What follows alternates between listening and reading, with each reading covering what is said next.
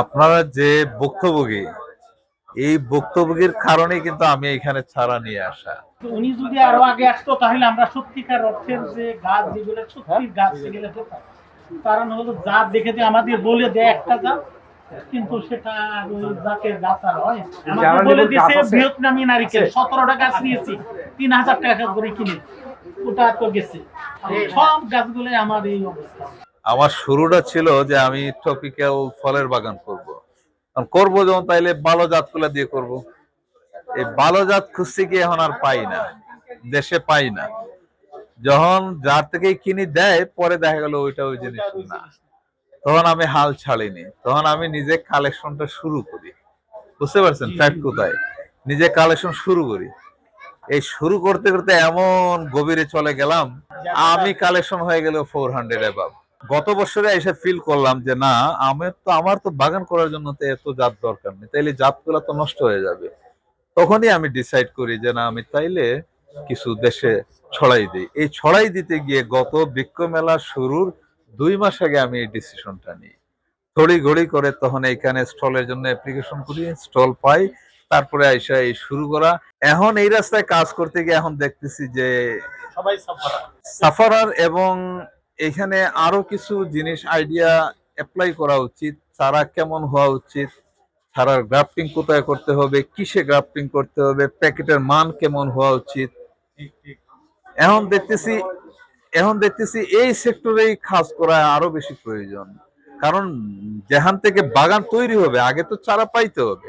এখন সঠিক চারা সঠিক জাত যদি না পায় তাহলে বাগান হবে কেমনে? এই যে ধরেন আমরা একটা চারা দেখেন অ্যাভোকাডো, হ্যাঁ, কেনই বা আমি এত লম্বা প্যাকেট তৈরি করলাম? এটা তো প্রয়োজন ছিল না আমাদের প্র্যাকটিসে যেটা হয়। আবার দেখেন আমাদের দেশে এইটুকু প্যাকেটের মধ্যে চারাগুলা তৈরি করা হচ্ছে। আমরা সবাই জানি নিচের বাচ্চা কাচ্চা সবগুলার জন্য যে ছোট থাকতে যত্ন টত্ন আমরা বেশি নেই, যাতে অসুখ বিসুখ রোগ বালাই যাতে না হয়। এইটার যে সিস্টেমটা হলো একটা বড় বীজ এই ধরনের, হ্যাঁ, আমরা সাধারণত বীজের মোটা সাইডটা উপরে দেই আর যেটা ছোট সাইড নিচে ঢুকে দিই। অ্যাভোকাডো ঠিক উল্টো, মানে মোটা সাইডটা নিচে দিতে হবে আর চিকন সাইডটা উপর দিকে রাখতে হবে। তাইলে কি হবে, প্রথমে এদিকে ক্র্যাক করে একটা শক্ত শিকড় কিন্তু বাইর হবে। এই শিকড় অন্ততপক্ষে অ্যাভোকাডোর ক্ষেত্রে 8 থেকে 10 ইঞ্চি গভীরতা হওয়া দরকার।